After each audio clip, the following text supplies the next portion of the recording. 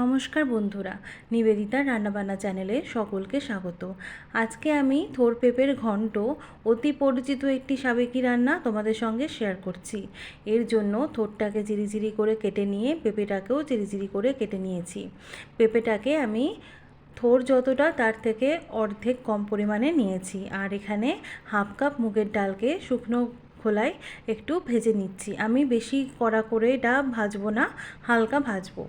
এরপর কড়াইতে সামান্য সর্ষের তেল দিয়ে এর মধ্যে একটা তেজপাতা ফোড়ন দিয়েছি, দুটো শুকনো লঙ্কা, সামান্য জিরে আর স্বাদ মতন কাঁচা লঙ্কা ফোড়ন দিয়েছি।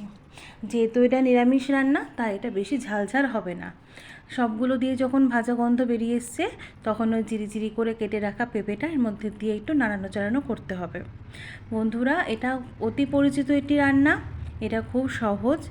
আর এটাকে তোমরা অনেকে অনেকভাবে খেয়ে থেকে থাকো, তবে এরকমভাবে একদিন বানাও, দেখবে ভালো লাগবে। এই চ্যানেলে আমি বিভিন্ন ধরনের ঘরোয়া রান্নাগুলো অতি সহজভাবে তোমাদের সঙ্গে শেয়ার করি। আমার রান্নাগুলো যদি তোমাদের ভালো লেগে থাকে তাহলে লাইক, ফলো আর সাবস্ক্রাইব দিয়ে আমার পাশে থেকো। আর তোমাদের যদি কোনো মতামত থাকে তবে কমেন্ট বক্সে অবশ্যই জানিও।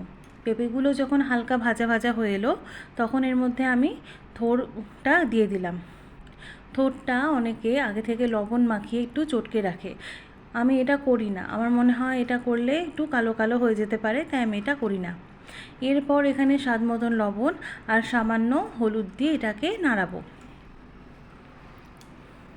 এটা একটু ঢাকা দিয়ে করবে, তবে দেখবে তাড়াতাড়ি হয়ে যাবে।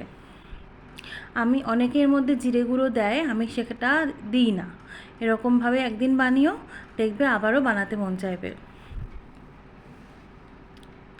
দেখো, আমি খুন্তি দিয়ে একটুখানি এরকমভাবে চেপে করছি। আর এটাকে যত ঢেকে করবে একটু তাড়াতাড়ি হবে। মানে আমি আলাদা করে কোনো জল দেব না, এই থোর পেঁপের জলেতেই এটা রান্না হয়ে যাবে। দেখো, আমার এই থোর আর পেঁপেটা অনেকটা নরম হয়ে এসছে। নিরামিষ দিনে এরকম একটা হালকা পদের রেসিপি গরমকালে ভাতের সঙ্গে খুব ভালো লাগবে।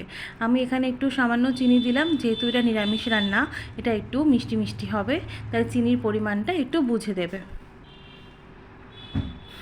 থোর পেঁপের ঘন্টটা অনেকটা হয়ে এসছে।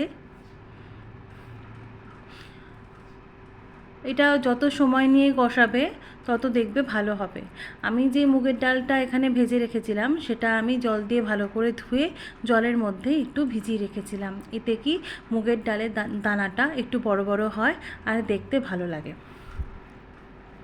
এরপর আমি এখানে মুগের ডালটা দিয়ে নিচ্ছি। সব কিছু দিয়ে সুন্দর করে মিশিয়ে নিতে হবে।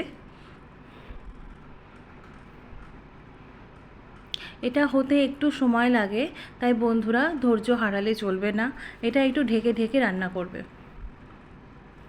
দেখো, অনেকটা মাখো ব্যাপারটা হয়ে গেছে। আবারও বলছি, আমি কিন্তু কোনো জল দিইনি, এটা অটোমেটিক এর মধ্যে থেকে যে জলটা সেটা বেরিয়ে গেছে। দেখো, আমি এখানে সামান্য গরম মশলা দিয়েছি, গরম মশলা দিয়ে আবারও কিছুক্ষণ নাড়াচাড়া করতে হবে। আমার থোর পেঁপের ঘন্ট প্রায় রেডি। আমার এই ভিডিওটা তোমাদের কেমন লাগলো আমাকে অবশ্যই জানাবে। আর যদি ভালো লেগে থাকে বন্ধুদের সঙ্গে অবশ্যই শেয়ার করবে। 2 চামচ ঘি আমি এখানে দিয়ে গ্যাসের ফ্লেমটাকে বন্ধ করে রেখে ঢাকা দিয়ে স্ট্যান্ডিং টাইমে রেখে দিয়েছি।